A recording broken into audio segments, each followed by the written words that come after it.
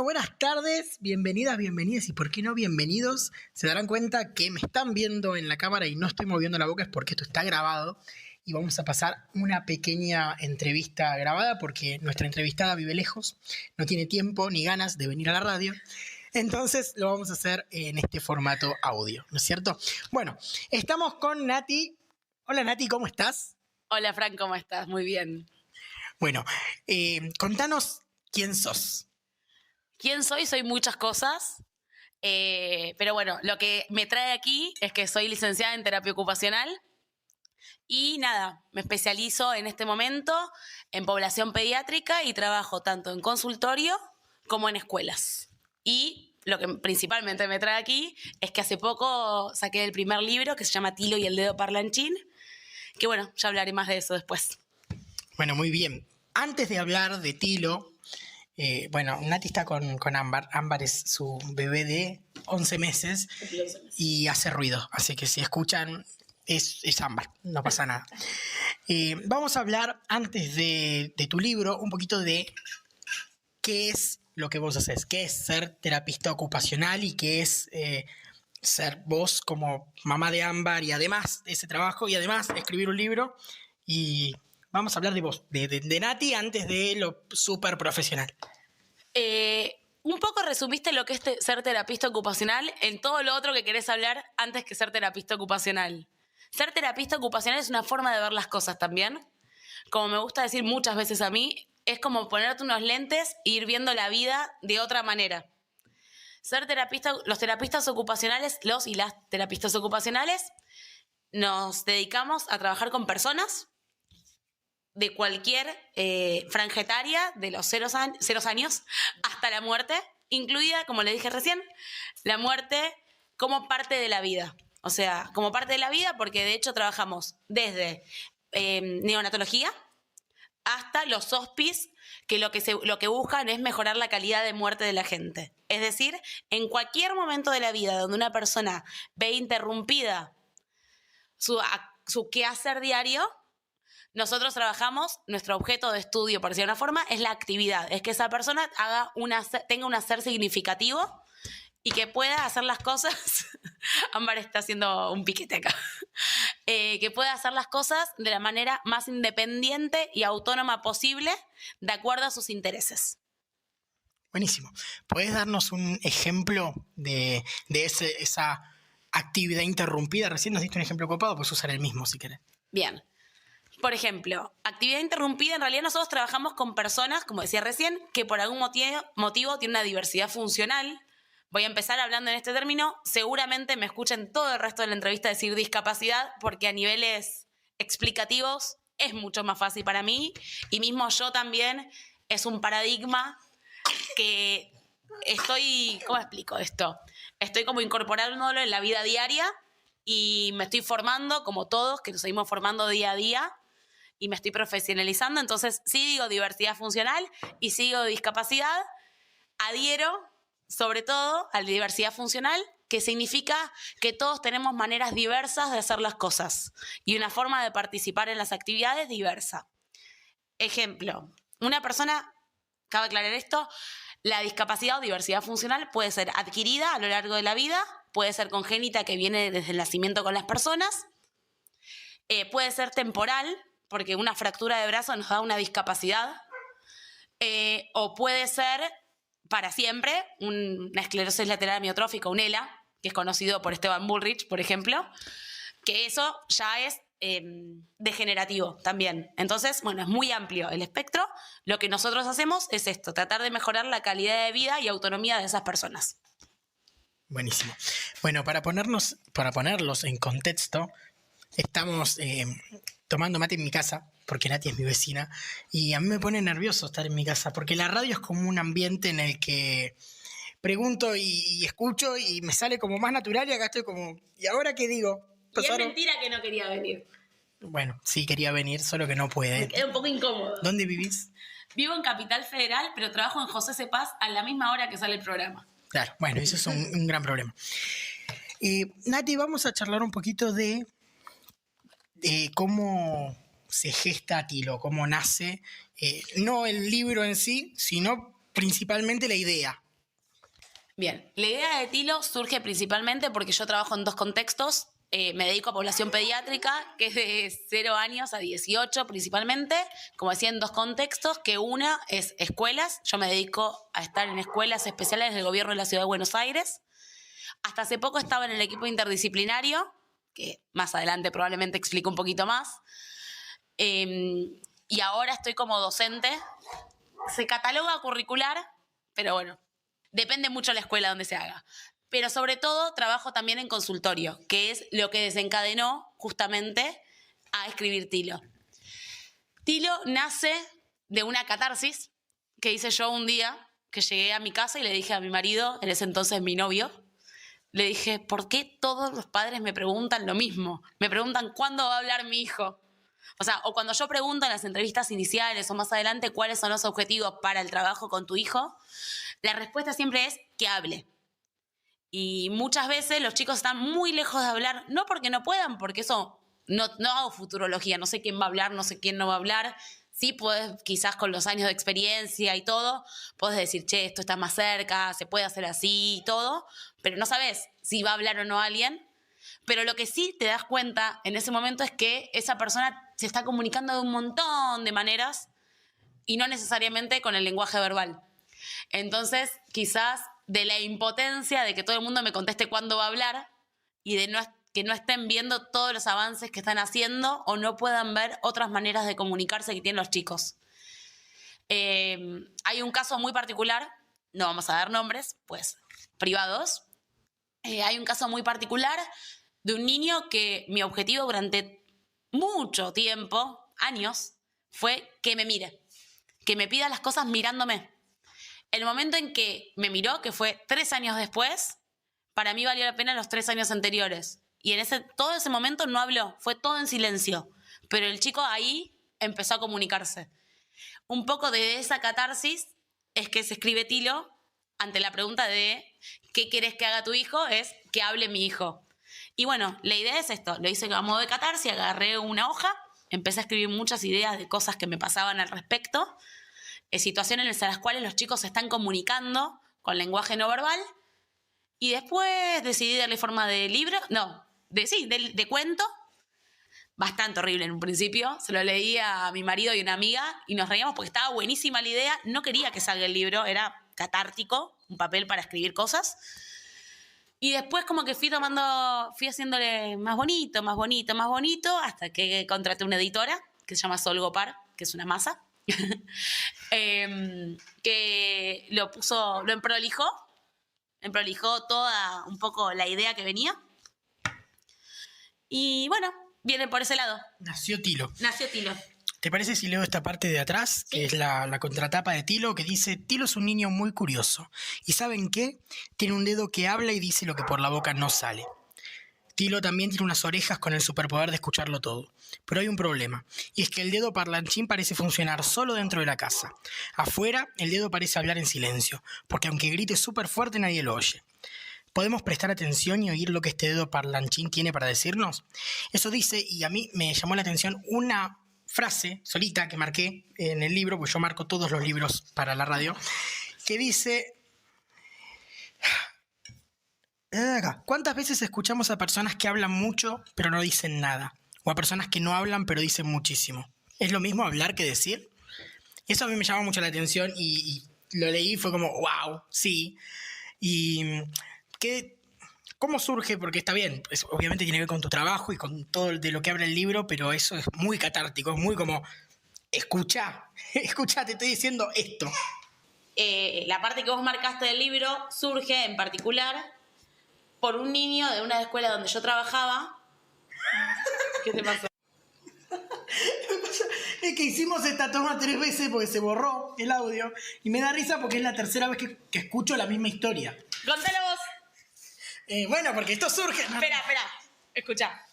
Ahora que la escuchaste 3 veces y entendiste el por qué, vamos a revertir y yo voy a ser la periodista y vos vas a ser quien explique por qué surge y qué es el mensaje que viene a dejar esa parte. Voy a perder oyentes.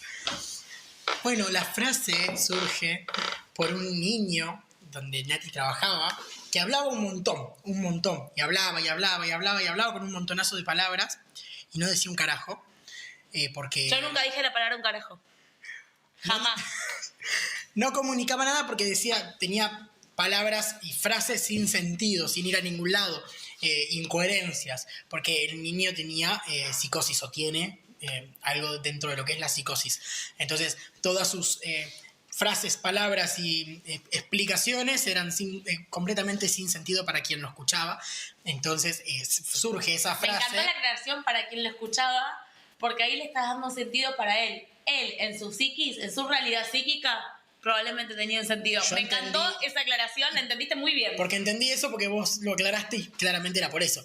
Él seguramente tenía... Soy muy buena explicando. Muy buena. Seguramente tenía muchísimo sentido lo que él decía para él, porque era su comunicación y su mente, seguramente trabajando todo eso, pero para quien lo escuchaba era completamente sin sentido, entonces era...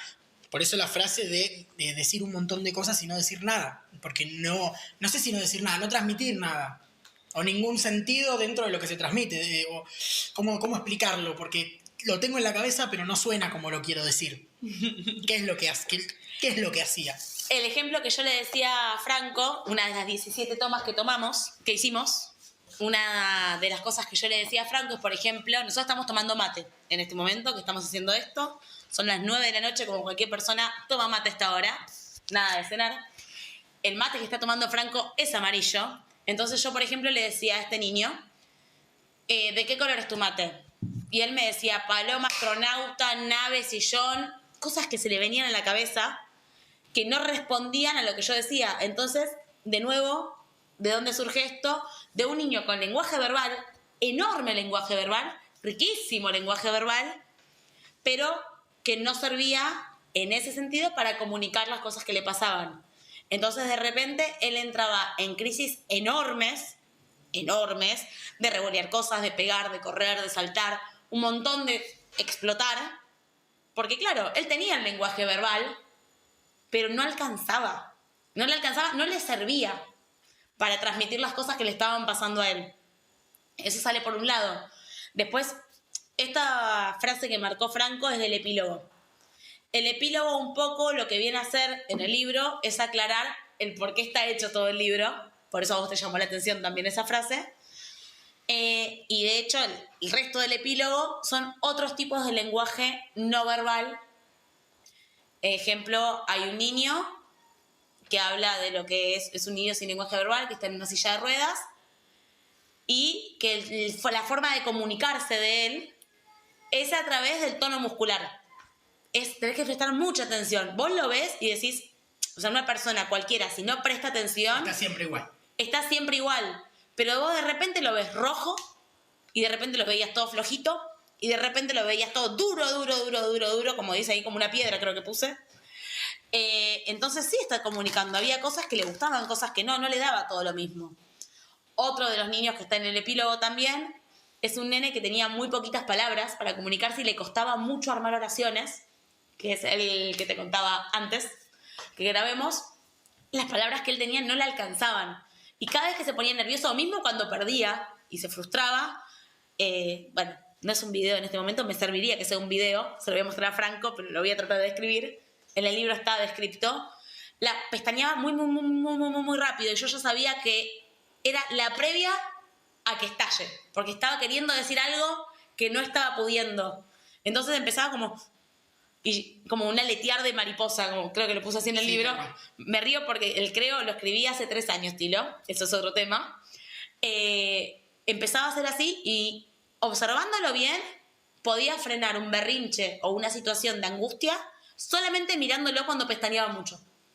Entonces, si vos estabas distraído y no veías ese pestaneo, la actividad, ese es un niño de consultorio donde yo trabajaba, la actividad terminaba en un revoleo de cosas y de angustia y de llanto de 40 minutos, 1 hora. Y no sé si más, porque a veces se iba al consultorio llorando también. Yo quería decir, porque tuvimos un programa que fue específicamente de infancias y discapacidad, que vino Nora, que también escribió un libro. Es la segunda vez que presentamos un libro sobre infancias y charlamos más o menos sobre el mismo tema. Y lo charlábamos con Nora, esta situación de el estar, pero el estar realmente con la persona que te está comunicando, porque Nora también hablaba de lo no verbal, pero no solo de lo no verbal por alguna discapacidad, sino lo no verbal desde un niño, un bebé, que Nora le hablaba al teléfono. Te voy a prestar el libro de Nora, que le hablaba al teléfono. ¿Cómo se llama? Lo que no sabo, no sabo. Ok. Lo tengo en casa. Ahora cuando vamos a buscarte con pera te lo doy. Bueno. Muy serio todo. Pará. Libro de Nora. Lo que Nora decía en el libro, hablando del bebé, es ella le hablaba a su nieta por el teléfono y les pedía a los papás que no interrumpan para que exista ese silencio y ella pueda responder. Entonces el estar presente en la comunicación y el entender lo que te están diciendo y el mirar a los ojos y el ver cuando juegan y el permitirles jugar sin interrumpir ese juego, permite un nivel de comunicación que no importa si es verbal o no. Lo importante es el entendimiento y la atención que vos ponés en esa comunicación, ¿no? Entonces, nada, el libro de Nora es muy interesante también. El tuyo está más volcado a lo infantil para que, apuntado a que lo lea el infante también. Me parece interesante lo que estás diciendo, ¿me acercó? Me parece interesante lo que estás diciendo cuando vos me preguntaste cómo surgió. No surgió siendo un libro infantil. O sea, mi intención con este libro jamás fue que sea para chicos. Uno pregunta, entonces, ¿por qué existe un libro infantil? Porque muchos de los adultos, quien habla en este momento también, a mí me cuesta mucho encontrar. Yo tengo a Ámbar, como contaba Fran antes, que tiene 11 meses. Que yo me sienta a leer un libro en este momento de mi vida. Esta entrevista, de hecho, la empezamos a grabar hace 17 horas, frenamos 18 veces, porque es muy difícil tomarse el tiempo para uno leer. Pero sin lugar a dudas, desde que nació Ámbar hasta ahora, leí una cantidad de libros infantiles infinitas. Y así, muchas familias, yo como terapista ocupacional también leo mucho para el consultorio, más que para mí, por placer.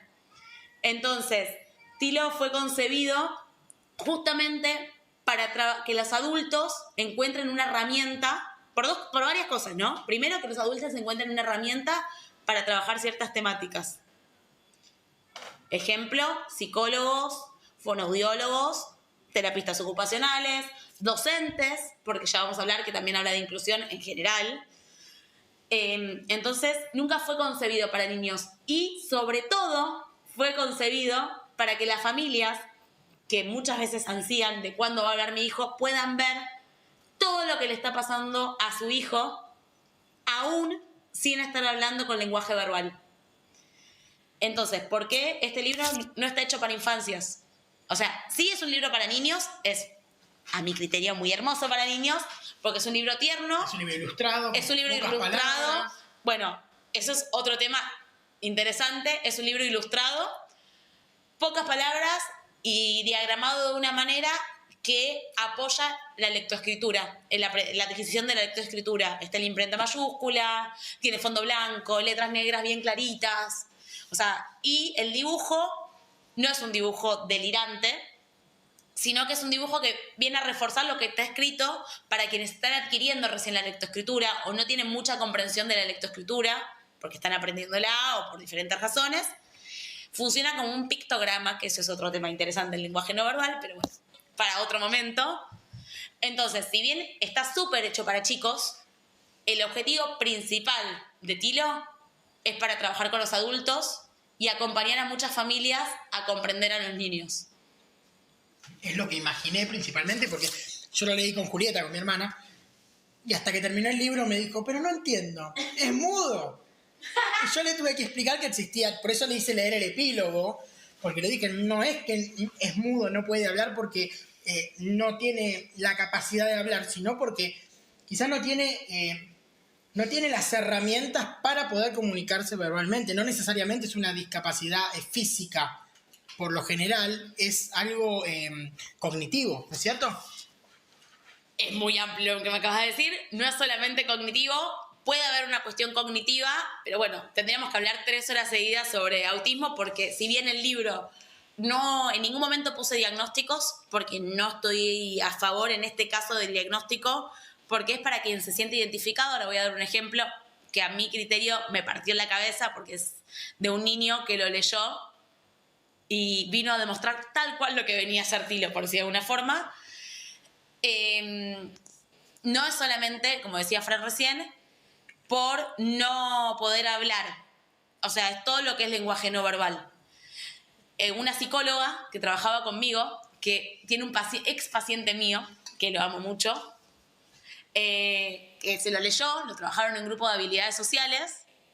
Él lo que tiene, si bien tiene un diagnóstico de autismo, yo siempre dudé mucho de ese diagnóstico, pero eso es por otro tema, es un niño que tiene mutismo selectivo.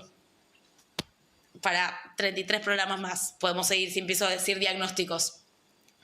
Ahora, él, cuando se lo leyeron, el libro, dijo, no habla porque es tímido. No habla porque es tímido. En ningún momento el libro dice, no habla porque es tímido. Pero a él le refirió eso. Entonces la idea justamente está de no poner diagnósticos, es no etiquetar y que cada quien lo pueda percibir como pueda. Claro, no solo para los niños, sino el padre que dice, ay no, pero esto no, mi hijo no, porque mi hijo no es autista. Entonces el abrir ese abanico de, bueno, yo me puedo identificar porque mi hijo no se comunica con palabras, o mi hijo, o sí, pero no sabe cómo expresar. Por eso el epílogo con tantos tipos de lenguajes no verbal, como para que cualquiera que lo lea diga, bueno, esto me toca por este Y lado. de hecho, en una de las escenas en particular, Tilo hace lo que se llama un berrinche. Porque le pasó algo, pero todo el mundo pensaba que era por caprichoso, y a muchas familias los que les pasa, con niños sin diagnóstico, sin diversidad diversos funcionalmente, sin discapacidad. Les pasa que cuando un niño de 2 años hace un berrinche, porque los niños de 2 años hacen berrinches porque las palabras no son suficientes para explicar las cosas que le pasan, todo el mundo alrededor está mirando y muchas veces juzgan como, mira el pendejo caprichoso. Y justamente no, o sea, algo le está pasando. No es porque sí que alguien se pone a llorar y a gritar en el piso. Algo está queriendo decir y no lo está pudiendo comunicar. En este caso, Tilo quería galletitas. Pero pueden ser un montón de razones. Y este niño, o sea, no hace falta que tenga algún diagnóstico de algo para tener un lenguaje no verbal. Un niño de 2 años, muchas veces, hoy particularmente, volviendo al tema de Ámbar, está intensa, por eso tuvimos que frenar tantas veces, y algo le está pasando. Y no es una nena que llora por capricho, por berrincho, lo que sea. Algo le está pasando, ella no lo está pudiendo explicar y se angustia. Y yo como madre, aún siendo terapista ocupacional, no puedo terminar de entenderla, pero yo sé que algo me está queriendo decir. Entonces yo no podría decir, es una caprichosa o, no sé, es un berrinche. Porque no es una caprichosa ni no es un berrinche, sino que solamente las palabras que está queriendo usar no la está pudiendo comunicar. Lo que está queriendo decir no lo puede comunicar de otra forma que no sea llorando o poniéndose tensa o de la manera que lo esté transmitiendo. Entonces, muchas veces nos pasa en la vida misma. Vos cuando me preguntaste al principio qué era la terapia ocupacional y yo te dije son como unos lentes para ver la vida, es esto. O sea, yo en ningún momento dejo de ser terapista ocupacional. ¿Se entiende? Claro. Entonces, en el caso de Tilo, la invitación es esto, es a ver de otra manera lo cotidiano. Poder ponerse estos lentes, en este caso yo lo llamo terapia ocupacional porque es, como digo yo, la deformación profesional que tengo, pero es ponerse lentes para poder mirar con atención a lo que está pasando al lado. Bueno, Nati, voy a hacerte la pregunta de cierre. Si querés decir algo más, podés decir algo más. Y si no, siempre a quien se sienta, te diría en esta silla, pero en realidad en este caso estamos en tu casa. Quien se sienta... Sí, estábamos al principio en la casa de Franco y ahora estamos en mi casa. Sí. Problemas técnicos. Quien se sienta frente a mí en la radio y a quien le hago las preguntas, que son entrevistados, entrevistadas, la idea es que cierren su entrevista como quieran, con algún consejo, una anécdota, con algo que vos digas, bueno, me voy con esto. Bien, si quiero decir algo más, sí quiero decir algo más. Me parece importante decir que es una entrevista, que es un recorte de la realidad, obviamente, que hay muchos temas que mencionamos y que no profundizamos porque justamente es una forma de ver la vida y es toda la vida. Entonces hay infinitas puertas que fuimos tocando a lo largo de esta entrevista que no profundizamos. Por ejemplo, cuando Franco me preguntaba a nivel cognitivo, los diferentes tipos de discapacidad o diversidad funcional. O sea, es infinito todo este mundo. Ya vamos a volver a coordinar para otra entrevista, si tienen ganas. Pero bueno, nada, quiero aclarar esto, que hay como varios temas que tocamos a penitas de oído. Quien esté interesado puede seguir también en Instagram de Tilo y el Dedo Parlanchín, y con gusto cualquier duda que pudiera surgir de esta entrevista será contestada. Puedo estar horas hablando de este tema.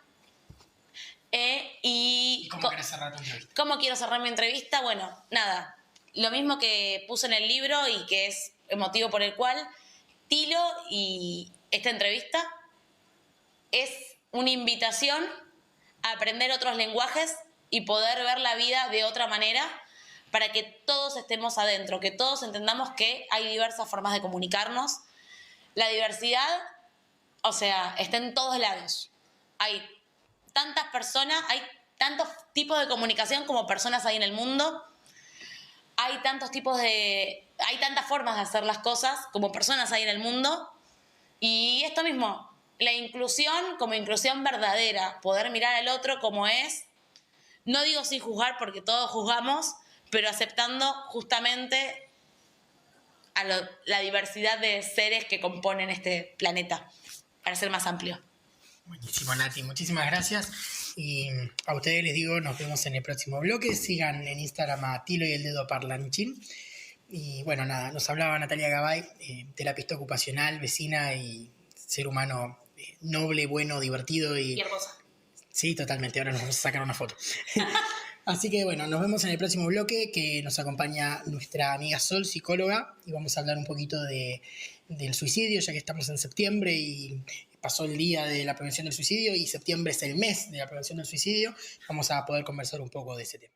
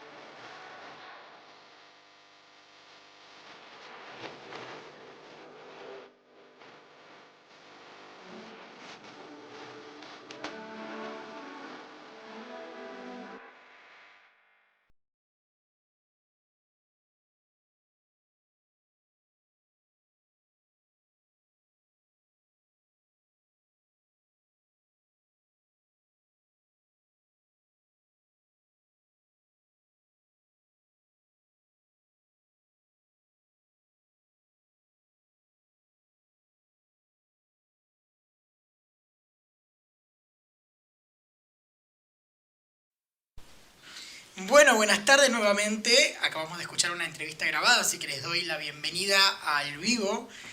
Volvimos, hoy es el día de la primavera, 21 de ¡Feliz septiembre, día! Día del Estudiante ¡Feliz día! también. Feliz Muchas día. gracias. Feliz día.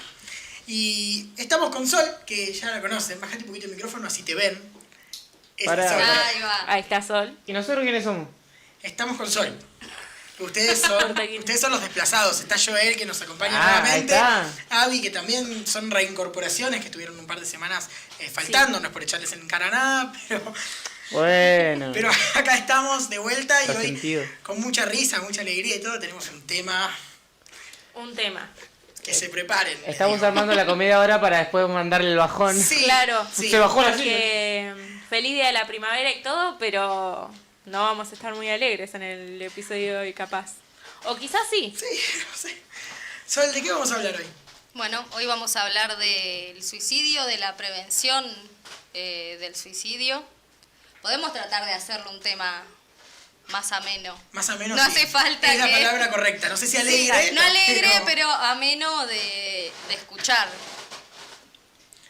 Bueno, vamos a charlar, ya lo dijo Sol, del suicidio. Estamos en el mes de la prevención, ¿no es cierto? Exacto. Y yo quería arrancar primero, ¿cómo se dice? Hilándolo con el programa que viniste la vez anterior, que estuvimos hablando de diferentes trastornos, llevarlo un poco por el lado de la depresión, y te quería preguntar si solo las personas que tienen depresión piensan en terminar con su vida. Bien, no son las únicas que piensan en llegar a ese punto de quitarse la vida. Hay un montón de otros trastornos que hacen base a que el desenlace después sea el suicidio. La depresión es uno, ¿sí? Como hablábamos el programa anterior que vine, que hicimos una distinción entre el duelo y la melancolía, no sé si se acuerdan. Sí. Cuando es un duelo muy marcado que termina como en una melancolía, también el desenlace puede ser el suicidio.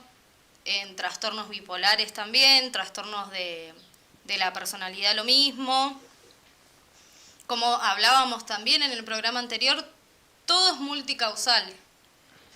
No hay una causa sola. No es que solamente porque estoy deprimido el desenlace va a ser el suicidio. Tengamos eso siempre en cuenta para pensar todos los trastornos y todo con lo que nos vamos a ir encontrando en la vida. Hay muchas causas, pueden ser sociales, pueden ser económicas, pueden ser políticas, ambientales. Ok, es como un Es un abanico mundo, gigante. Sí, obvio. Sí, Me acuerdo que habías dicho cuando hablaste del duelo, lo de las visiones, y que a mí eso me quedó... te quedaste con eso, Se ese quedó día con eso. también. Pasaron como 2 meses y yo me quedé con eso. Pero qué fuerte y qué importante también saber que una persona que piensa con terminar con su vida no necesariamente está deprimida, que hay como un montón de... Es un mundo y un abanico de situaciones que pueden llevarte a eso. Entonces no te diagnostican depresión, no por eso.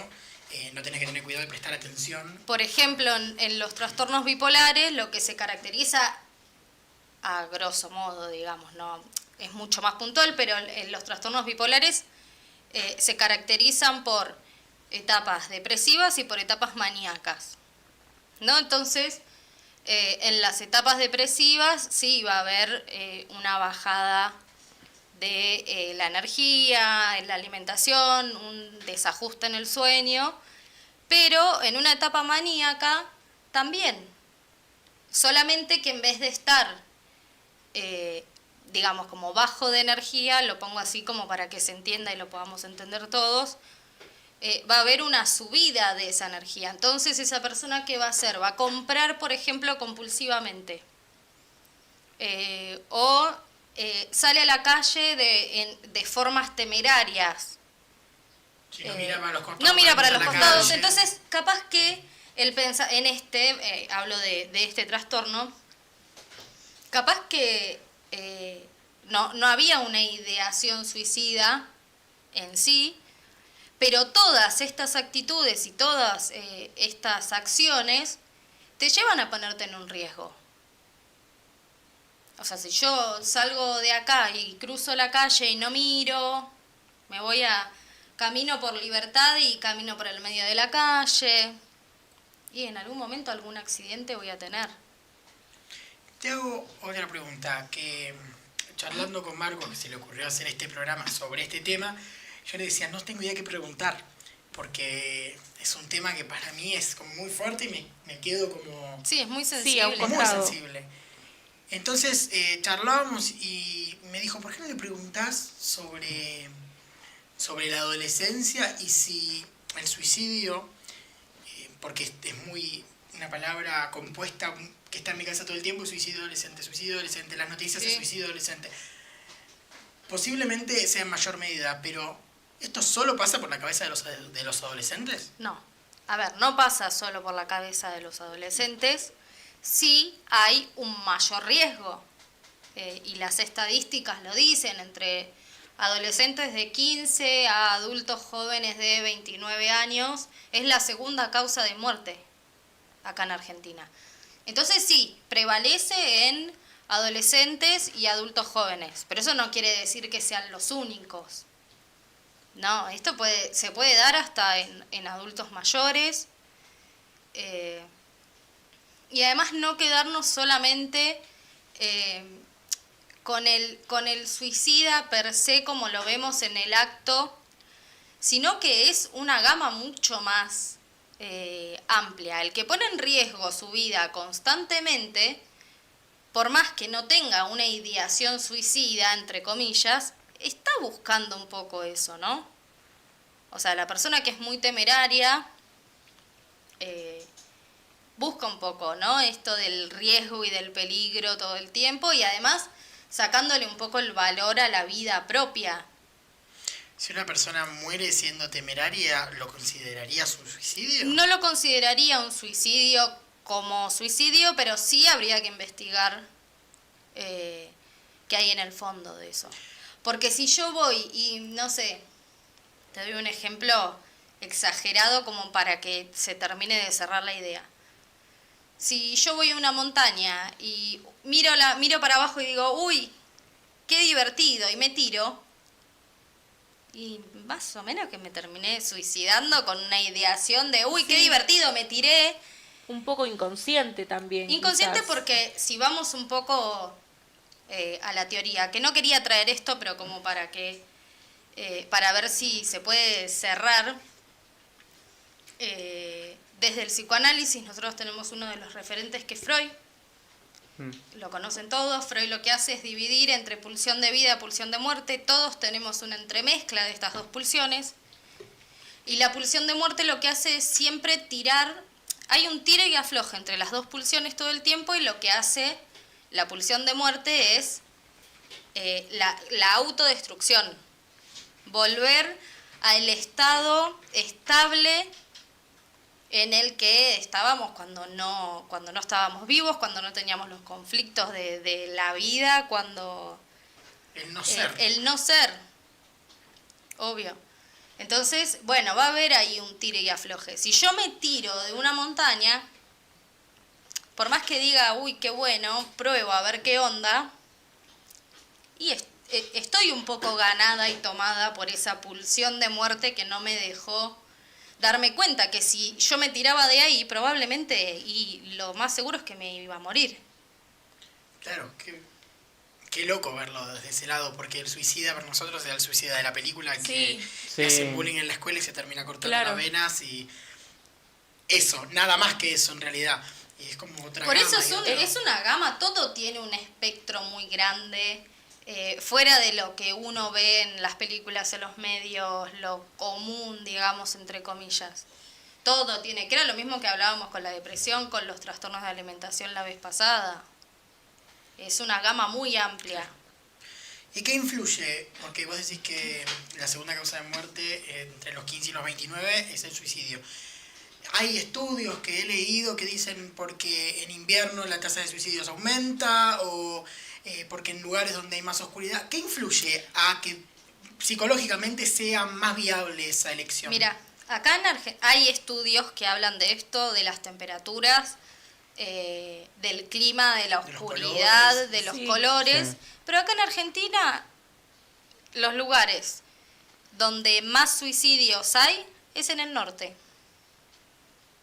Uno pensaría que Pleno tiene que ser, sol. si nos dejamos guiar, ¿no? Por esto solo, ¿no? Porque volvamos de nuevo a la multicausalidad. No solamente el clima va a ser. Sí. Entonces, si nos ponemos a ver estadísticamente en nuestro país, los mayores suicidios se dan en el norte. Misiones, Jujuy, Salta, Chaco. Y uno, si nos dejamos llevar por el clima, decimos, bueno, en el sur. Porque es donde hace más frío, donde el clima es un poco más oscuro. Y no. Y es todo lo contrario. Claro. ¿Por qué creen que puede llegar a ser el norte? Por los índices de pobreza. Hay una gran relación entre la vulnerabilidad de las personas en el ambiente en el que viven. Claro. Son ambientes muy hostiles, muy humildes. Los índices de pobreza son muy altos en el norte. Entonces llevan a esto un poco. Por supuesto que siempre hay una base, ¿no? Pero hablemos de todos los factores que influyen para que uno llegue a tomar esa decisión. Claro, no se me había ocurrido, pero mientras decías, cuando dijiste es en el norte, yo dije, Sí. tiene que ser por esto. Porque no es por la falta de sol, ni por la oscuridad, ni... No. Claro, es... Lo político y lo económico es transversal a todo. Sí, es cierto. Es transversal a todo. Si nosotros no tenemos políticas públicas que se muevan para prevenir todo esto, si tenemos una situación económica que es deplorable, y la gente, chicos, ¿qué pasaba en el 2001? La gente caía en quiebra, los negocios cerraban, la gente no tenía para comer y la gente se suicidaba. Gente adulta, no estoy hablando de adolescentes ahora. ¿Por qué? Porque no ves una salida, porque llega un momento en el que toda esa situación económica, política, social, hace y te lleva a que no puedas ver que hay algo más allá de eso. Si vos no estás pudiendo comer, por ejemplo. Te carcome la cabeza el hecho de que no va a cambiar nunca. O vamos a estar así toda la vida prácticamente. No La encon- situación del país va a ser esta para siempre. No encontrás una salida. Así de simple. No ves otra solución que el suicidio. Imagínense la gente que en ese momento tenía que darle de comer a 4 hijos. Qué loco cómo influye todo en todo. Todo tiene que Sí. ver con todo. Y cómo se puede manifestar dentro de, por lo menos dentro de lo técnico, la pulsión de muerte o la ideación del suicidio o la necesidad de terminar con una vida en las diferentes edades. Bien, tenemos lo que son ideaciones suicidas y tenemos lo que son acciones suicidas también, ¿no? Las ideaciones suicidas son todos estos pensamientos que llevan a desmerecerse a uno mismo, ¿no? Como, bueno, no valgo nada, o no sirvo para nada, o nadie me quiere, el aislamiento. La gente suele aislarse, otros no. Pero hay una gran cantidad de personas que suelen aislarse de lo social. Después tenemos acciones, ¿no? Hay mucha gente que antes de llegar al suicidio lo que hacen es avisan. La gente avisa. Sí, se De forma corta. imperceptible, capaz. ¿No? Pero como esto de, uy, me quiero matar, o uy, no sirvo Claro. para nada, uy. Son todos comentarios que uno tiene que tomarlos y empezar a ver si en esa persona estos comentarios o estas cosas se repiten. Porque si se repiten, hay algo que no está bien. No dejemos pasar eso. Porque uno puede ser red de apoyo de otras personas. Yo vi un corto de un equipo inglés de fútbol, el Norwich City, que era un corto sobre 2 hinchas. Uno que tenía una gorra que alentaba siempre al equipo, iba a todos los partidos, y otro que iba a acompañarlo y se quedaba callado, no se paraba para alentar nada. Y te lo muestran en diferentes partidos y al final te muestran uno solo de los hinchas, que es el que estaba bajoneado siempre, Lo con vi. la gorra, el que alentaba. Mm. Y al final no te lo esperás y como que te choca y decís, ¡fua! Sí, ¿cómo puede ser que ese que Claro. era el que parecía más contento es el que tomó la decisión, ¿no? Sí. Lo que pasa a veces es que cuando la persona ya toma la decisión, cuando ya es una decisión que está tomada y que ya hay seguridad de eso, la persona probablemente la veas con una subida de energía, porque ya está. Ya la decisión la tomó. Creo que va un poco por ahí ese video. Y también va un poco con esto de romper el estereotipo de que el que es suicida es la persona que está deprimida, tirada, Claro. Sí, lo que hablábamos el otro día. autoflagelándose. Hay muchas cosas que van por adentro, que son internas, como hablábamos con la depresión. Entonces está bueno ese video también para romper con el estereotipo de la persona que se suicida. Sí, también hay una foto que es un texto que siempre circula, más que nada en este mes, de prevención al suicidio, que es que cuiden a la amiga que no come, que cuiden a la hermana que nunca habla, al padre que no quiere decir nada en la mesa.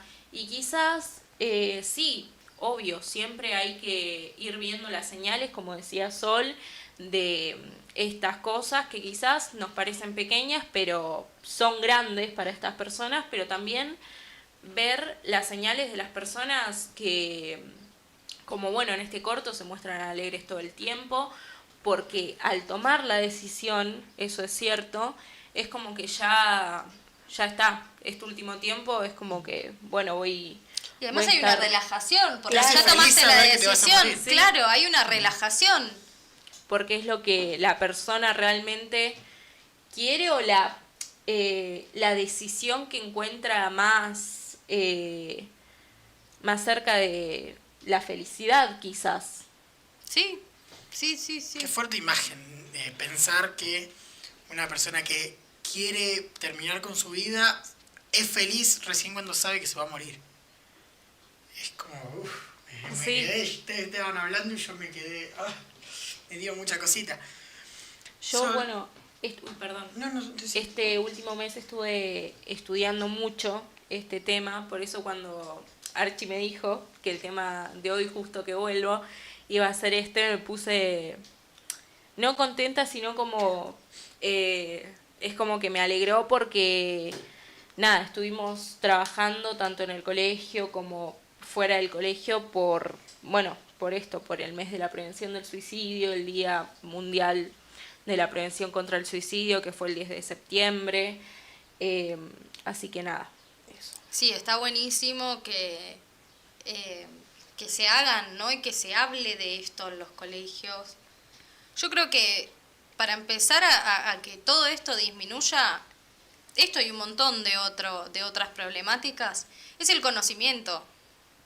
El conocimiento de que existe, el conocimiento de cómo es que se da, cómo se ve. Entonces es importante, ¿no? Esto de en las escuelas ir a hablar con los adolescentes, que son el rango etario Claro. en el que más suicidios hay. Entonces es ahí donde uno tiene que poner su foco. ¿Cómo se pide ayuda? Pero, o sea, no a qué líneas hay que llamar, sino cómo, lo mismo que te preguntaba con los otros trastornos la vez pasada, ¿cuándo una persona tiene que ponerse alerta de lo que le está pasando a uno mismo? Y cómo te da la fuerza también. Es muy difícil con uno mismo. Por eso, como con uno mismo es muy difícil, siempre está bueno tener una red de apoyo que sabes que si te está pasando algo te van a poder ayudar, porque uno mismo es muy difícil, porque en realidad tu cabeza está tomada por esto. O sea que no, lo mismo que decíamos de la adicción, no Sí, lo ves es mal. muy difícil. Es lo que vos deseas. No, sí lo ves mal, pero te gana, o sea, es lo que querés. Hay ahí dos fuerzas peleándose donde claramente una está llevando la ventaja y bueno. Yo conocí a alguien que todo el tiempo quería morir. Perdón, quiero aclarar algo que, Sí, volviendo a lo anterior, Sí. no tengamos en cuenta como que esa persona va a tener la voluntad. Uno lo piensa desde uno y decís, bueno, tenemos la voluntad de buscar ayuda o la voluntad se pierde. Que pasa lo mismo con la depresión. Cuando se le dice a las personas, no, bueno, te tenés que levantar, no tiene la voluntad, no puede. No es que, es como que le pidas, no sé, a una persona que le falta una pierna, anda y caminá. No tiene la voluntad, esa voluntad hay que recuperarla. ¿Se puede recuperar? Sí, pero hay que recuperarla. Yo quería contar que conocí a alguien que todo el tiempo quería morir, que salió de eso, pero que en su momento, cómo me lo expresaba, para mí era re fuerte porque me decía, como yo lo veo mal, la situación de querer morir, y para mí está mal, yo lo hablaba de esa manera y me decía, no, pero a mí me hace feliz pensar que voy a estar tranquilo. ¿Entendés que va a llegar ese día que yo ya no tenga ninguno de estos problemas que tengo? Que quizás son problemas que si yo los tengo, son como, para mí no es nada, pero para uno que lo está viviendo de esa manera tan intensa, que también en la adolescencia debe crecer mucho eso de vivir y súper pensar y agigantar todo lo que está pasando, cuando lo vive de esa manera es como realmente una alegría decir, bueno, esto ya está, todo en mi vida es un problema, se va a terminar. Que alguien te diga a la cara, no, yo me quiero morir y para mí es las mejores vacaciones de mi vida van a ser cuando no vuelva, es muy chocante para mí, por lo menos, que a mí me toca mucho, es como, no lo logro entender. Esto de empatizar con el suicida a mí me cuesta un montón, entiendo todo lo que viene por detrás, pero me cuesta un montón entender que se quiere morir. Sí. Es que no hay que empatizar, o sea, sí me refiero, pero lo necesario acá no es el empatizar y ponerte en el lugar del otro, porque es entender que el otro es una persona distinta a mí. En el momento en el que uno entiende que no todos se manejan de la misma manera que yo, todos tenemos dolores diferentes y cosas que nos molestan distintas, entonces en el momento en el que uno entiende eso, por más que no empatices, podés ver al otro como que está teniendo un problema. No sé si me explico lo que quiero decir. Sí. Sí. Hay una frase que a mí personalmente me gusta mucho, que es, todo tiene solución excepto la muerte. Y es curioso porque ellos ven exactamente lo contrario, Sí. lo opuesto Que a la esa muerte frase. es la solución. Que la muerte es la solución. Y parece muy chocante esa frase cuando conoces a alguien con tendencias suicidas. Como que para vos una frase tan simple que es obvia, que parece obvia, para ellos es todo lo contrario. Para mí es muy fuerte. Sí, a veces hay algunas problemáticas que a uno lo invaden y que siente que no puede, que no hay manera de salir de eso. Y entonces, como no hay manera, mi único escape es este. Es la muerte.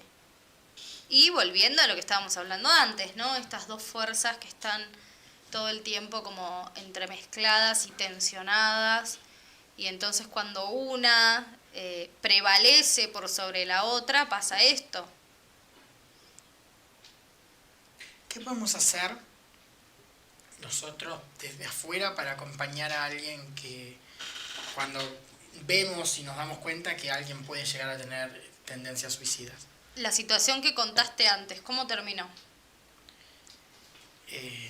A mi parecer terminó bien, pero para otra persona no sé si terminó bien, pero es alguien que pudo salir de eso. Yo puedo dar un testimonio que me pasó a mí. Sí, después comenta. Que básicamente yo me relacioné por mucho tiempo con una persona, con una persona que atentaba constantemente al suicidio, y eso lo que hizo en mí. Yo tengo una personalidad muy empática quizás, y muy que necesito sentir lo que vos sentís para poder acompañarte. Eso lo pude mejorar mediante terapia y demás, pero nada, a mí lo que me pasó fue que todas sus ideas suicidas en un momento me llegaron a mí.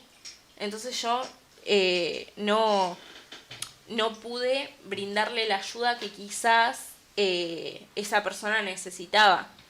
A día de hoy, si no me equivoco, pudo salir o está intentando salir, pero fue como que me alejo porque no puedo más, porque voy a terminar yo de una manera que nunca quise.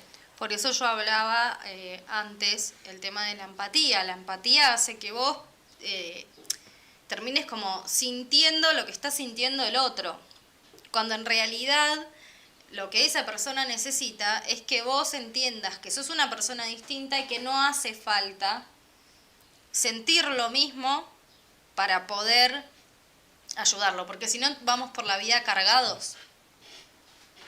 Porque todos tenemos problemas distintos, a todos nos duelen cosas distintas. Entonces, si yo vengo acá y cada uno de ustedes me cuenta un problema y yo me pongo en el lugar de cada uno a sentir lo que está sintiendo cada uno para darles una mano, y yo me voy de acá Sí, con la cabeza. sintiéndome muy mal. Entonces sí, esto de poder poner cierto límite en Sí. esto es lo que sentís vos, yo te ayudo, pero esto lo sentís vos, no lo siento yo. Claro. Con todo, no solamente con el suicidio, con todo, bueno, esto te pasa a vos, Abby, no a mí.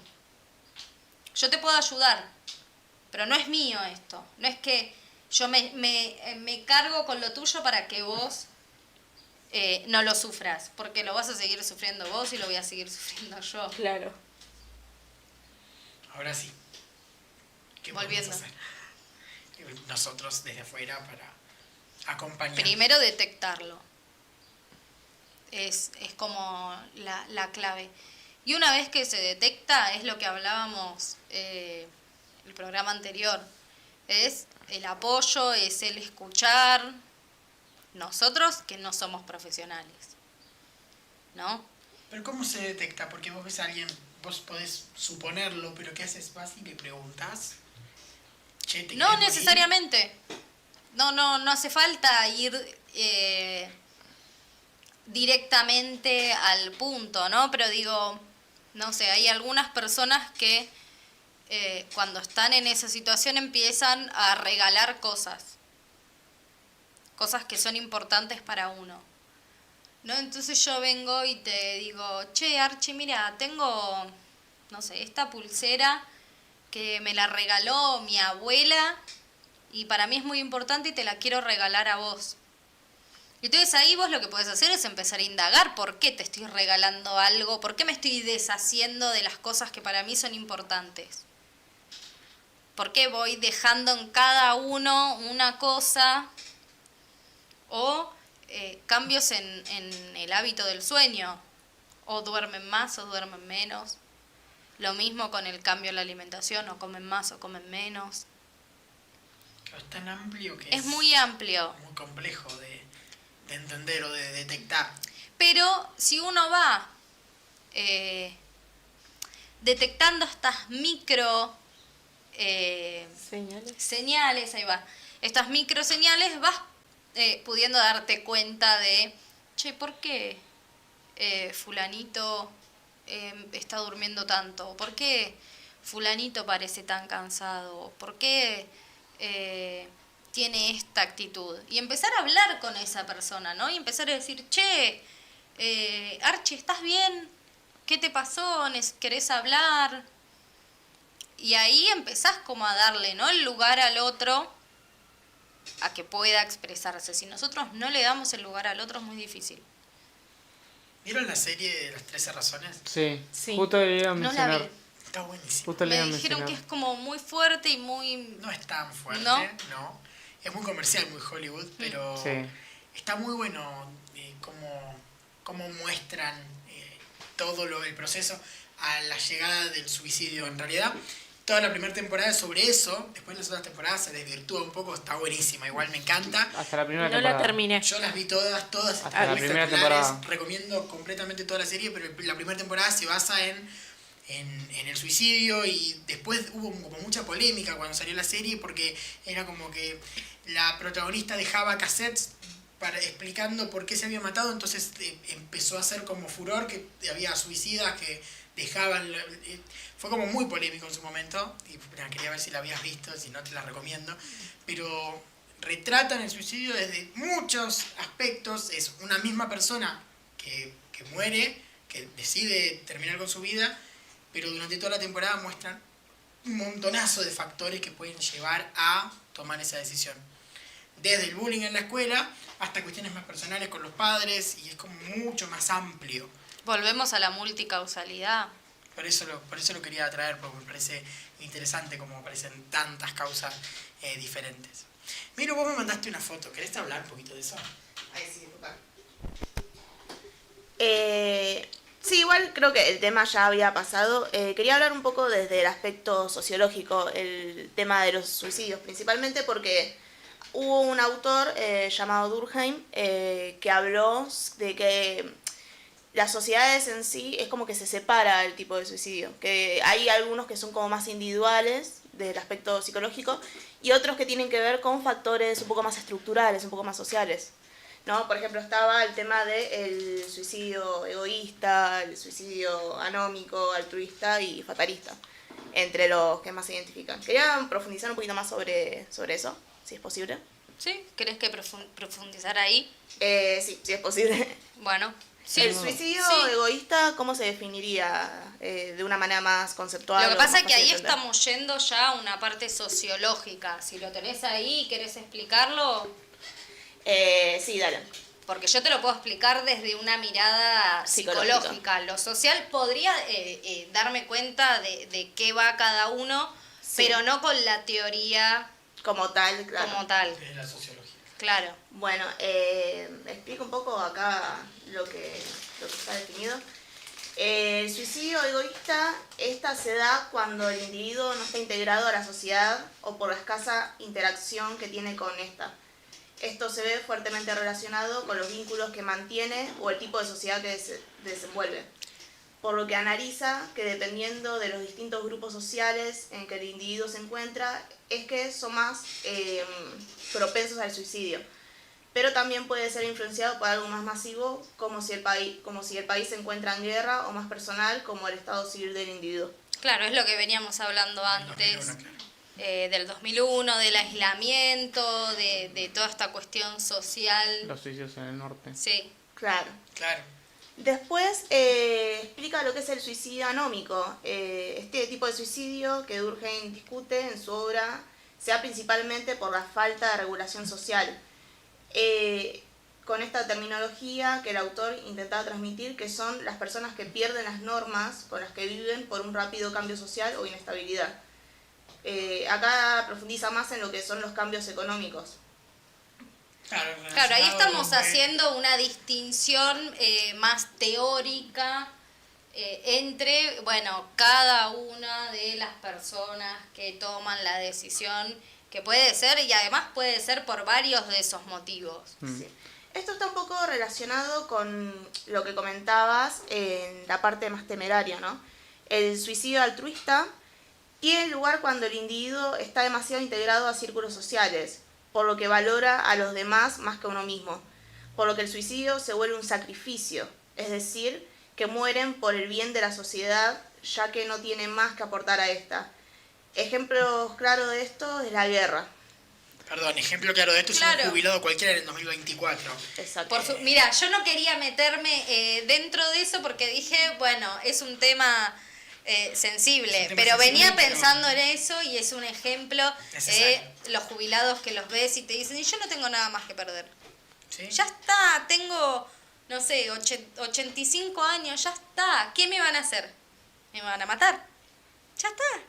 En algún No momento me voy a como. morir. Sí, Tengo tal cual. 80 años y no como, no me importa, ya está. Bueno,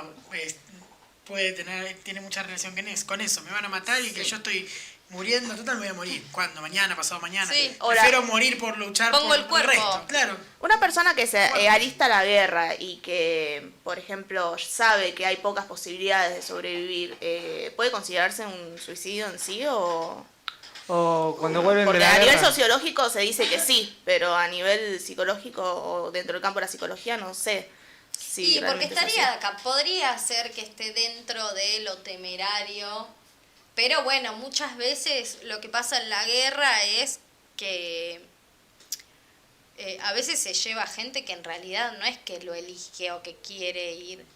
Pero Ahí. también existe ese sentido de, bueno, en todas las películas yankees está ese sentido del patriotismo, que los que se alistan van con muchas ganas Claro, a luchar por su país y morir por la patria, que saben que van a morir por la patria, ¿no? Pero es que- una película, ¿viste? Cuando la pero te realidad meten eso en la después... cabeza, ¿viste? Ese sentimiento nacionalista de tenés que morir por la patria. Sí. Es horrendo. Y a nosotros también acá Los- nos ponen un poco eso de... Los nazis con las pastillas de... No me Cianuro. acuerdo. De cianuro.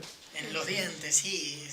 Eso está en las películas, pero también está en el libro de historia, que hay agrupaciones, son cosas muy fuertes. Morir por una causa, son cosas muy fuertes y sin embargo bajándolo a tierra, nosotros militantes de la vida, muchas veces nos importa más el resto que nosotros mismos. Muchas veces yo voy a una marcha y no importa si como, no como, si falto al trabajo, total, hay una causa mayor. Hay muy algo importante. mayor. Hay algo mucho más importante de que hay gente que se está muriendo de frío. Yo tengo una frazada, ir y luchar por eso. Tipo, si lo bajamos a algo más real. Claro, no ¿qué, está tan ¿qué me van a alejado. tirar gas? Claro. ¿Qué me van a hacer? ¿Me van a tirar gas? Y bueno, en algún la momento se me banco. pasa, me la banco. Yo vuelvo a mi casa tranquila, me baño, me limpio y chau. y Sí, yo sigo. siempre digo, y si me matan no me entero. Con mi papá hablábamos el otro día, algún día vamos a tener que ir todos a acompañar a los jubilados y poner el cuerpo. Obvio, Y cuando por fui, supuesto en la que última sí. marcha fui, pero llegamos tarde. Sí. Nos bajamos de la combi cuando ya se había armado el quilombo y la represión y todo. Y una parte de mí, no la parte lógica, una parte lógica me dijo, bueno, andate. Una parte de mí me dijo, andá que haga palos un policía, andá a matar a un policía que está pegándole Que un está viejito. pegando- No, porque además en ese momento te surge esta idea de, loco, el jubilado está poniendo el cuerpo, que no puede, casi que no se puede mantener parado, que Yo hace estoy tomando un mate día en mi que no casa. come, y yo cuando se empieza a poner un poquito difícil, agarro y me doy la vuelta y me voy. Sí, una vergüenza. Me siento avergüenza de mí mismo. Y la verdad es que lo que pasa es que, bueno, uno a veces también tiene que pensar que tiene que cuidarse, pero en ese momento te surge este pensamiento un poco más, que lo tenemos todos. Lo que pasa es que, bueno, esto es un espectro, vos podés tenerlo más marcado, menos marcado, todos tenemos un costado un poco más temerario. El problema es que no sea voy y me tiro, veo una bala y la paro con la cabeza. Bueno, no. Me acabo de acordar de una noticia que pasó hace mucho en Estados Unidos sobre un culto que hicieron un suicidio masivo. Ahí quería profundizar, ¿Cómo porque justo está bueno para hilarlo con esto. También quería poner como el ejemplo del país con mayor tasa, que es Japón. El último tipo de suicidio, según Durkheim, es el suicidio fatalista. Esta categoría refiere al momento en que la sociedad oprime tanto al individuo que el único método de escape que encuentra es el suicidio. Esto se puede dar en sociedades muy cerradas. Según Durkheim, el suicidio es aplicado a todos los casos que terminan en muerte como resultado directo o indirecto de un acto tanto positivo o negativo de la víctima, que es consciente que produce este resultado. Claro, es sociología esto, ¿no? Sí, Por eso ya es están sociología. todos muy relacionados a esto, a los cambios políticos y económicos. Sí. Qué loco esto de los suicidios en masa. Está Pero buenísimo era igual un culto tocarlo. que al final dijeron, o en su religión, dijeron, no tenemos que suicidar todos, y lo hicieron. Bueno, está, ¿cómo se llaman? Kamikaze. Sí, Segunda Guerra Mundial, los japoneses... Pero sigue Iban con el existiendo avión. ahora dentro del Islam, de esto del Sí, terrorismo. que se autoinmolan. Claro. O ni ponerse siquiera- todos los C4 en el cuerpo y autoexplotar. Ni siquiera tiene que ser tan extremo. O sea, una sociedad como la japonesa, que es muy protocolar y muy estricto, si vos como individuo social no encajás dentro de todos los protocolos y dentro de todas las normas sociales que te imponen, la presión social es tanta que literalmente te aíslan. Hay como una especie de, no sé cómo explicarlo, de aislamiento social cuando ocurre esto. Entonces ya no sé, el individuo dentro de la sociedad japonesa ya como última instancia opta por el suicidio. Es que se Pero es genera algo muy esto. heavy, es algo que está pasando actualmente. Pero se genera esta situación de que lo vemos ahora en Argentina, que quizás no está optando todo el mundo por el suicidio, pero se ve que salís a la calle y la gente se grita y se pelea y hay odio. Es como que todo el contexto social de un país que está en decadencia genera estos pensamientos de, che, qué horrible, porque salgo a la calle la paso mal, porque veo gente, en Cañuela veo gente pidiendo y durmiendo en la calle, que es algo que no vi En nunca en mi Cañuelas no vida. existía eso. No existía, pero no es que no existía. Hace 20 años no existía. No, hace Pasado, el hace año 2 pasado. años. Sí, Eso no estaba, no lo veías, y ahora voy caminando por el centro diciendo que estoy en Capital porque cada media cuadra me para alguien para ver si tengo algo para comer. Me parece devastador. No En tan veíamos poco tiempo, eso hace ¿no? 6 meses.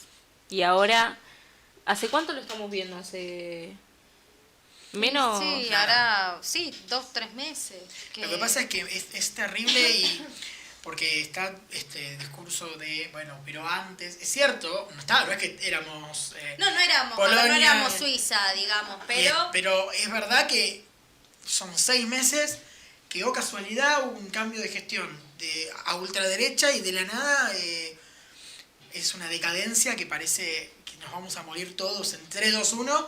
Es impresionante el cambio tan abrupto. Yo cuando leí lo del culto me pareció muy fuerte porque, tipo, no estaban...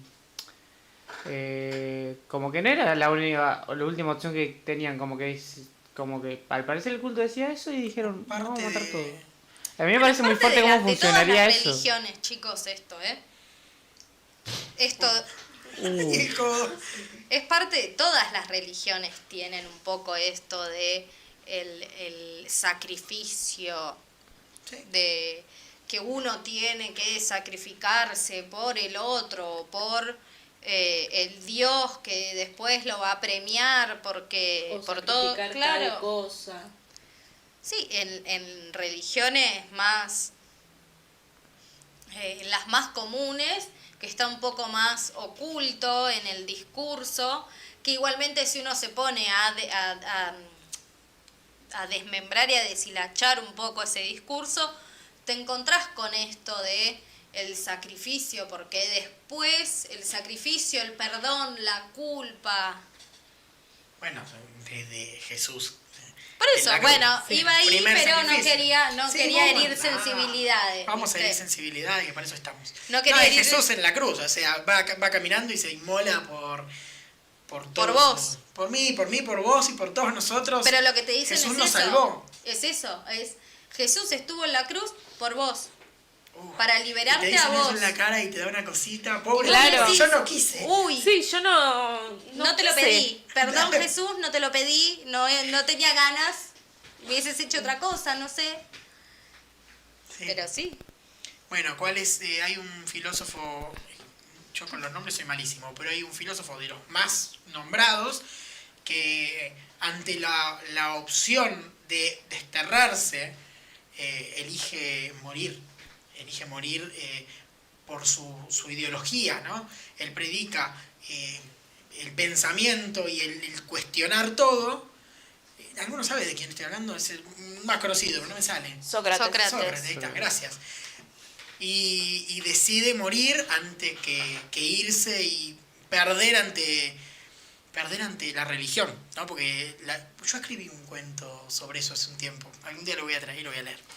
Es re loco cómo se fue el tema un montón. No lo había pensado así. Yo te preguntaba si el suicidio solo pasa en personas depresivas porque pensaba que quizás había gente que por X motivo se sentía triste, no llegaba a deprimirse, pero ya llegar al suicidio por una ideología, no lo había pensado de esa manera. No lo había pensado como un suicidio. Sí. Tengo el número de cuántas personas se suicidaron en el culto. Ay, te quedaste con eso. ¿En dónde? Ah, en el culto. Sí. A ver. No, 918 Es un personas. montón. Es demasiado. Es un montón. Bueno, pero hay religiones completas. Religiones completas de Oriente. Es como que nacen y saben que en algún momento de su vida y a una Sí. edad van a tener que inmolarse por la creencia. Y el jefe del culto era estadounidense, pero esto pasó en Guayana, pasó acá en América del Sur. Habría que ver qué hay ahí. No, igual creo que algunas personas, como que fue como medio una trampa. Algunos Eso sí iba se a decir. suicidaron por decisión propia, pero otros me parece que no. Eso te iba a decir, habría que ver qué pensarlo más amplio. Digo, ¿no? Capaz ya es una teoría muy conspirativa, ¿no? Ojo. Pero ver qué relación hay entre Estados Unidos y ese país, ver si Estados Unidos necesitaba algo de ese país y si no metió, porque medio puede, conspiranoico, pero sí. chicos, se puede esperar Puede cualquier ser, cosa, puede ser. hay que ver qué fue lo que pasó ahí, investigar un poco más. Sol, ¿qué es inducir un suicidio? ¿Cómo una persona puede hacer que otra persona se suicide? ¿Inducir el suicidio en un otro? Sí. Yo creo, depende, a ver, por ejemplo, creo que debes ir más para el lado del bullying. ¿Lo preguntás por eso? No, en o- realidad algo más literal. Por ejemplo, caso que no sé si es así porque nadie sabe cómo fue, pero por ejemplo, caso Nisman. Suicidar a alguien, decir, bueno, si vos no te matás, yo mato a toda tu familia. Es un asesinato, ¿no? Puede ir más para ese lado que un suicidio realmente. Sí, es un asesinato que en realidad mandaste a esa persona a que lo haga. ¿Podrías pensarlo desde una cuestión medio de inmolarse? También. Pero si yo vengo acá y te digo, che, mira, si vos no te matás, yo voy y mato a tu mamá. Me acabo de acordar de un personaje histórico que se suicidó. Hitler. Bueno, Hitler también por una causa. Vio que estaba perdiendo la guerra, que ya estaba perdida y se suicidó. Porque Re común. probablemente no veía, como venía perdiendo, probablemente veía que después se le iba a Se le venir venía, una sí, locura. obvio. Claro. Sí. Y además ya está, no había ningún sentido más, ya estaba perdiendo. Cuando vos, a esa escala, ¿no? De lo que fue la guerra y lo que fue, bueno, toda su... Sí. También Kurt Cobain, otra celebridad que... Sí, el suicidio es muy común en el ámbito célebre, pero lo de Hitler es... hay dos factores. Primero, que ya venía perdiendo, y segundo, que ya había ganado todo lo que Ya buscaba. estaba, Ya estaba. sí. Es, No había nada más es que como llegar, desear. es eso, llegar a un punto de decir, ya no tengo nada más por lo que vivir. Eso, supongo que todos los suicidios llegan a ese punto, exceptuando todo esto de la ideología. Ahora que lo hablamos, es re común, mucho más de lo que pensaba. Sí, lo trajimos como un tema quizás para hablarlo como, bueno, como decías no me sale el momento que lo dijiste, No sé de qué me estás hablando. el tema de las tasas en la adolescencia y demás. Ah, sí, bueno, hablar y del así. suicidio más cliché quizás. Sí, y- pero terminamos... Qué loco. Sí, Lo que pasa sí. es que te lleva a un montón de lugares. Y además te lleva a cuestionarte un montón de cosas. ¿No? De, che, esta persona al final se suicidó, no se suicidó. ¿Qué pasó? ¿Por qué fue así? O esto que me preguntabas de Nisman. Andás a ver. Que también te hace plantearte, porque yo conozco gente que sí empatiza con el suicidio. O sea, hay gente que dice que el suicida es un cobarde, hay gente que dice que el suicida es muy heroico. Valiente. Y también te lleva a plantearte qué tanto derecho la otra persona tiene sobre sí mismo, porque en realidad mi cuerpo, mi decisión, si puedo abortar por X razón, ¿por qué no me puedo matar? Y entonces está todo ese debate que yo lo he escuchado y es ¡wow! Yo tengo una postura con eso. Y es mi cuerpo y es mi decisión cuando vos tenés tu voluntad y tenés todas tus facultades mentales para poder tomar esa decisión. ¿no? Y acá podemos hablar de la eutanasia también. Sí, no lo quería traer porque no sabía cómo... Sí, podemos hablarlo un poco. Me parece que está bueno también.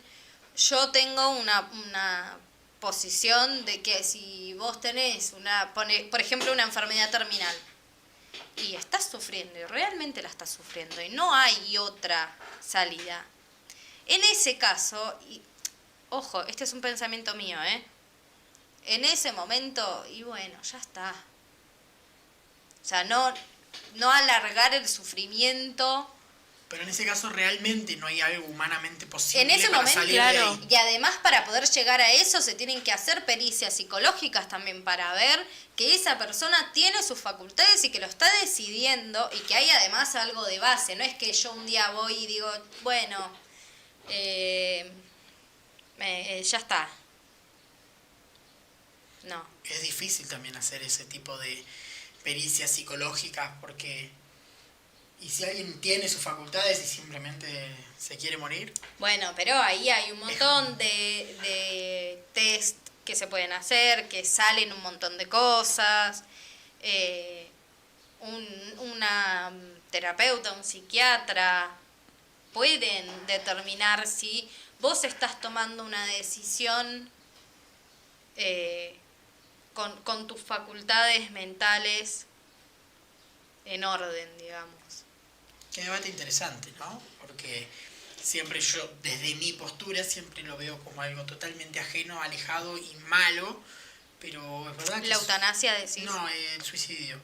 La eutanasia quizás tengo la Hay que misma sacarle postura en que vos. realidad del juicio de valor de si es bueno o es malo, me Sí, parece. porque cada persona va a tener su propio juicio. No es algo que tengamos como un denominador, ponele. No, y además empezar como a romper un poco con esto de lo bueno y lo malo.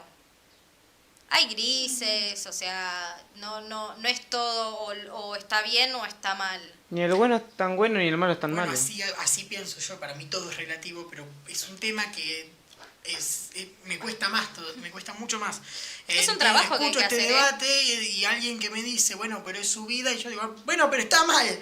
Claro. Me cuesta un montón ponerme en el lugar de pensarlo, a ver por qué podría llegar a ser aceptable. Es que ni siquiera tendrías que preguntarte si es aceptable o no.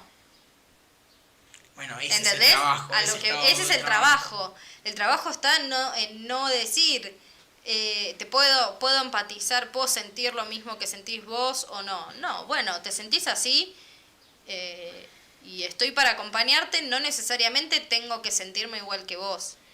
También el tema de la eutanasia para mí es complicado para los doctores y los mismos médicos. Porque su trabajo en sí es salvar vidas. Pero si Sí, ya no te hicieron queda un otra- juramento también. Aparte se hace un juramento. Pasa que también se cruza un poco con el concepto de brindarle calidad de vida a un paciente. Claro. Vos cuando ya tenés una enfermedad terminal y estás realizándote determinados tratamientos médicos que no te llevan a nada, porque tu condición y tu diagnóstico ya es terminal, choca un poco con el tema de preservar la vida, con brindar calidad de vida. Claro. Ahí hay como una especie de choque ideológico dentro del campo de la medicina. Sí, y voy a traer también algo que dijo Nati en el bloque anterior, que aunque la entrevista estuvo grabada, la estuvimos escuchando acá, que ella dice, es terapista ocupacional, y dice que su trabajo es acompañar, puede trabajar en cualquier edad, desde los 0 años hasta la muerte como parte de la vida. Y dice que están los hospi, que son lugares donde la gente va a tener una buena calidad de muerte.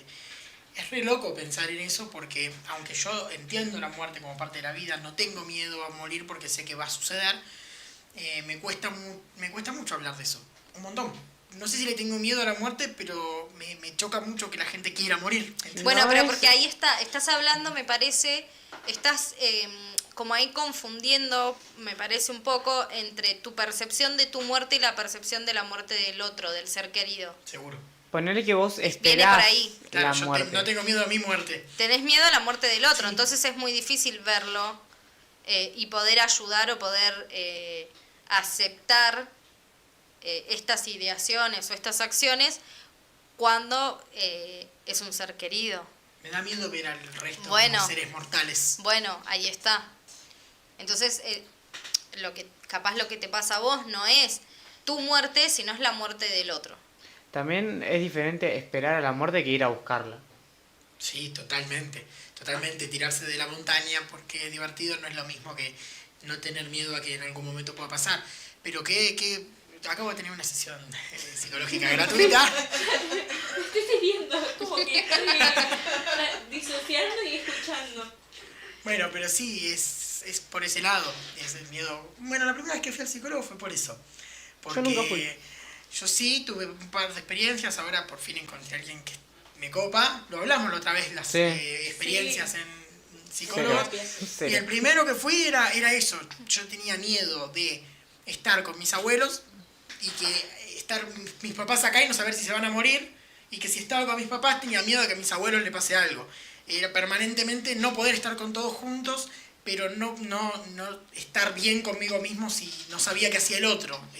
El control sobre, como si estuviera yo, no se fueran a morir, como si yo fuera Hércules, pero Claro. el tener el control y era, bueno, una vez mis papás se fueron de vacaciones sin mí, la primera vez, y me quedé con mis abuelos. Y yo pensaba, yo quiero estar porque mirá si les pasa algo en la ruta, así me muero yo también, porque si no la voy a pasar muy mal. Y, Bueno, ahí hay mucho de ansiedad un también, montón, ¿eh? todo ansiedad, completamente. Mi Y percepción, sí, mi percepción de la muerte es curiosa porque yo conviví con la muerte desde muy chico. Por ejemplo, qué frase, wow. pasa que mis viejos, mis papás, son gente grande. Y yo vi a mi abuela morir a los 7. Ponele. O sea, yo ya desde chico convivo con la muerte y no lo miro como algo tan malo. Digo, es el último proceso de la vida y no tiene que ser malo. Ya viviste una vida, ya viviste, es el descanso. Qué A loco de mí- convivir con la muerte. Qué rara Por la eso. frase. Sí. O sea, obviamente me va a poner triste y obviamente voy a llorar, obviamente voy a hacer duelo.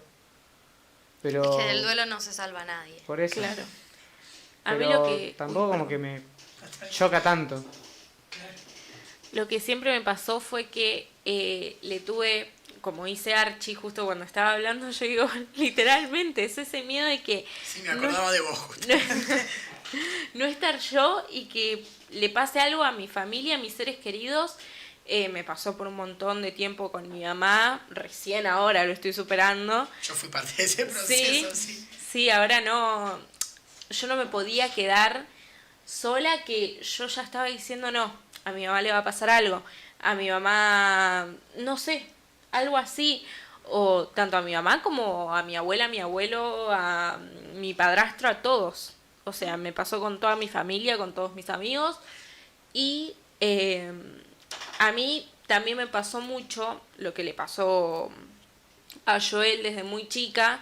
Es como que estoy, no sé si conviviendo con la muerte, pero a mí lo que me pasa distinto a Joel es que yo no lo veo como él lo ve, como bueno, es un proceso de la vida y qué sé yo, porque a mí me pasó que desde chica me agarró que las personas que yo más quería fallecían de una manera mala, que no, o sea, no por, no sé, la única persona que falleció de una forma natural fue mi bisabuela, que pasó de un sueño al otro, literalmente, porque su corazón dejó de funcionar por su edad de 94 años, y listo, o sea, tuvo la mejor muerte. Yo con mi familia siempre decimos eso.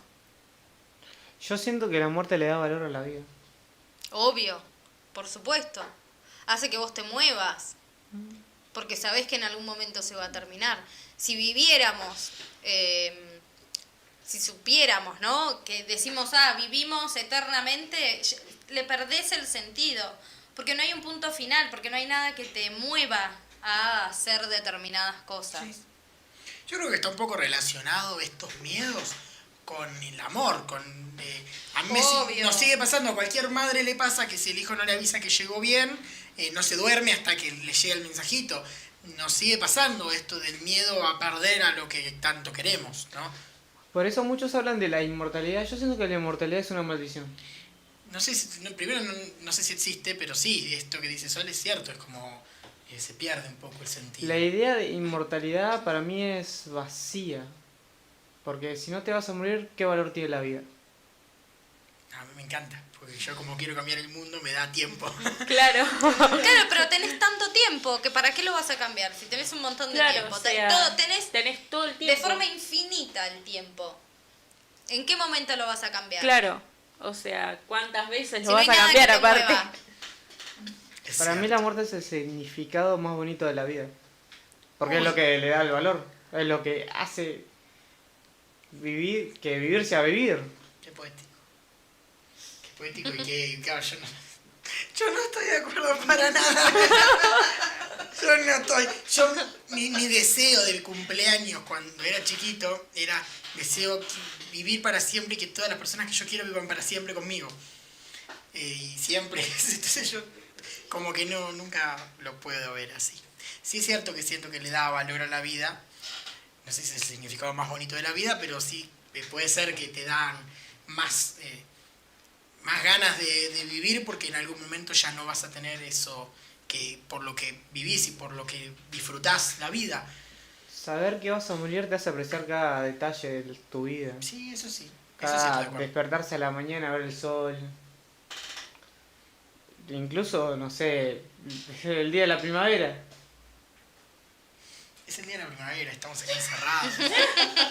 Claro, Acá sí. encerrados en la radio. Sí, no Hablando tenemos del la Hablando ventana del suicidio. abierta. Sí, claro. ¡Qué día para hablar de este tema!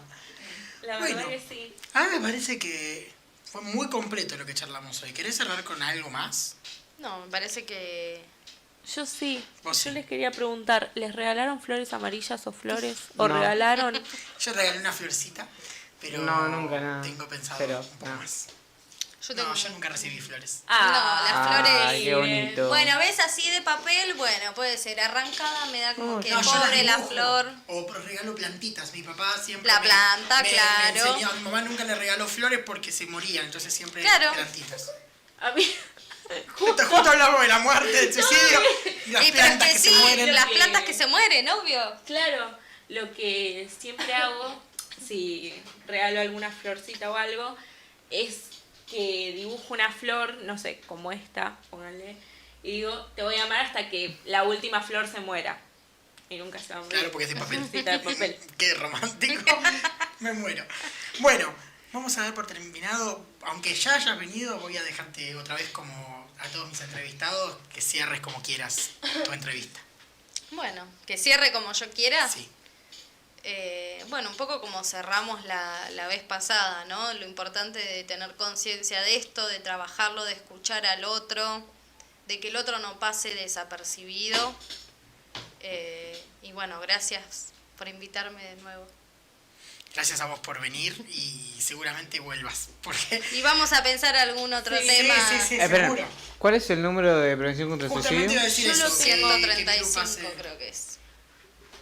Es 136, una línea. Ah, 136. Y la otra es 0800-345-1435. Lo estuve estudiando todo el mes ya. Perfecto, justo iba a decir eso, si Creo no me pasaba que eso, pero lo sabe está de el memoria. 135 también, que es para Sí. que tenés más como una conversación. Es como Como una... acompañamiento al una suicidio. claro. Ok, sí, pensamos todos lo mismo al mismo tiempo, gracias Joel.